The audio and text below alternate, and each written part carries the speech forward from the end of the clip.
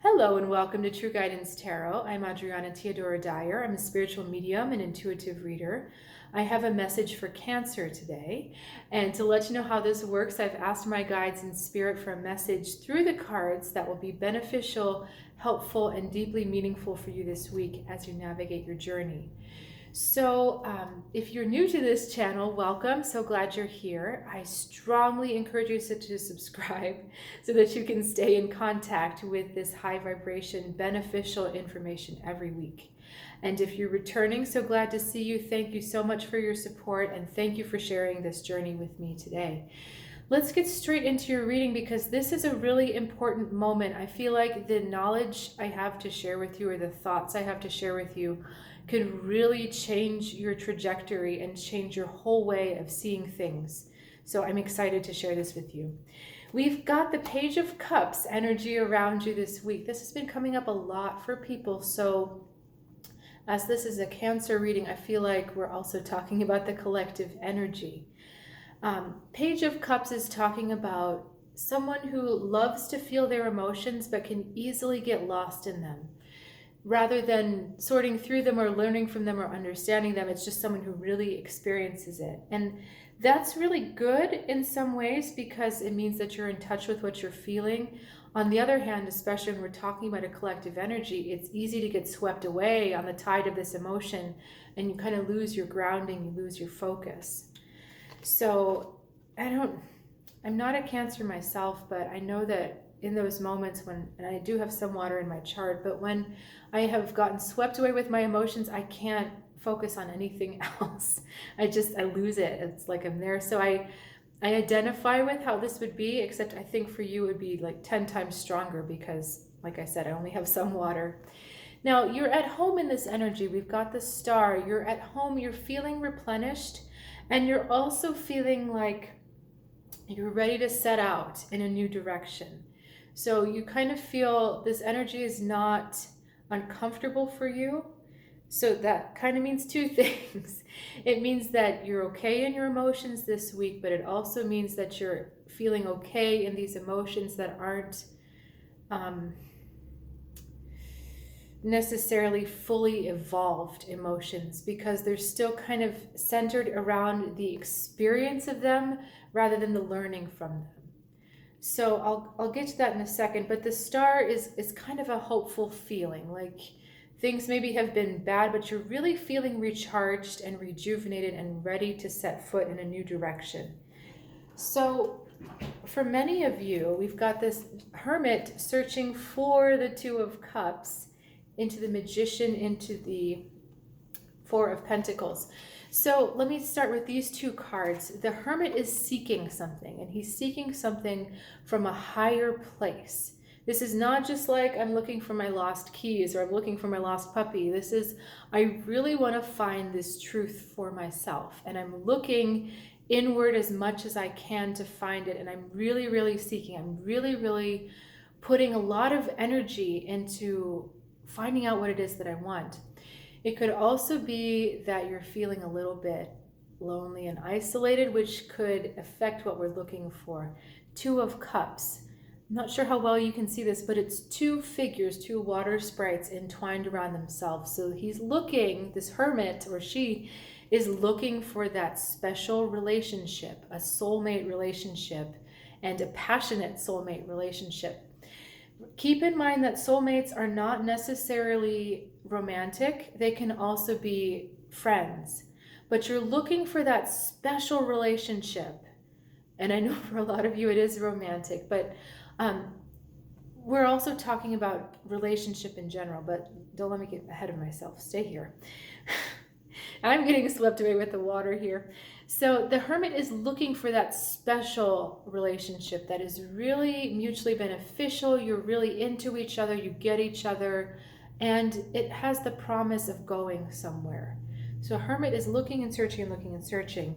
We encounter the Magician next. So you've been looking and searching and really thinking about this, and you finally decide, okay, I'm going to make this happen. I'm going to manifest this. Our Magician card is that willpower and that connection to the divine, where we put out what we want and then the divine gives it back to us. So your magician is like, yes, I know what it is that I want. I'm going to put it out and then it's going to come back. Now, the only thing is, rather than getting back this soulmate connection that you're looking for, we kind of fall flat with the Four of Pentacles.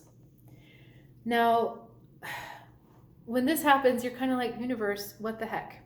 I looked inside my heart, I did my searching, I did my soul searching, I came up with my desire, I put it out, and then it falls flat. It falls short of what I was asking for. This dragon on the card is holding on so strong to his pentacles. He's not sharing. There's no other figures. Is that right? There's some little salamander things, but there's no other figures he's interacting with because he's holding everything to himself. And he's not sharing. You would not want to be in a relationship like that, right? One that's so selfish and one-sided, really one-sided, that's where you find yourself. And so you're kind of like, well, hey, what happened here? The reason why that happened is because, and the magician being a one, I am the one. The reason why that happened was the way you were manifesting. You were looking at this relationship as an object, as something to have. You were not maybe focused on, what do I want to give back to this relationship? What do I want to receive? How do I want this relationship to make me feel? How would I like the other person to feel? You weren't focused on the actual symbiotic flow between the two of you.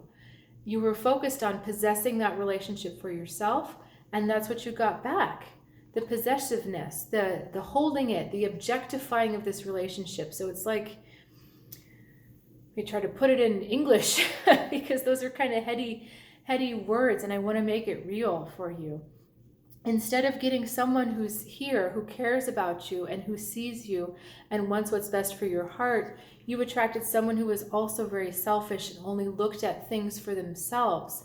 But that's what happens when we go into relationships saying, this is what I want. This is what I want to get from this relationship. And like, number one guilty over here. I have done that before, gone into relationships and said, well, I want a relationship to give me this, this, and this. And I don't think about, well, what do I give to that relationship?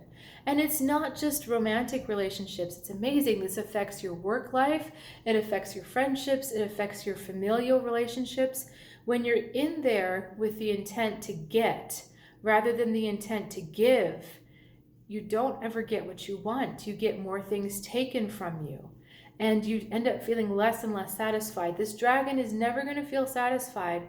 We could throw millions of pentacles at him. He's never going to feel like it's enough, because it's not an open giving and taking, giving and receiving relationship. It's all one-sided of take.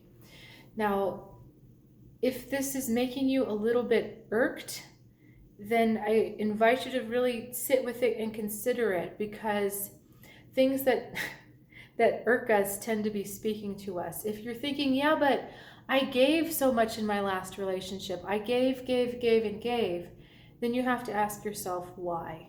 What were you trying to get from the other person? You know, you're like, well, I've got nothing left. I'm the martyr here. I'm the one with no blood left in my veins because they took it all. But there was something you were trying to get from them. Maybe acceptance, maybe love, maybe someone to take care of you. You were trying to get something, and then because you were trying to get, you were left with nothing. Because trying to get comes from a place of lack. And whenever we act from a place of lack, it never comes back through to us. We get more lack.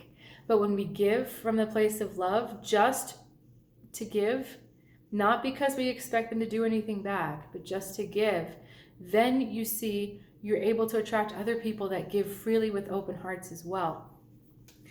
So this is a very big concept. And like I said, it actually impacts a lot more than just relationships that are emotional or soulmate relationships. It really affects everything.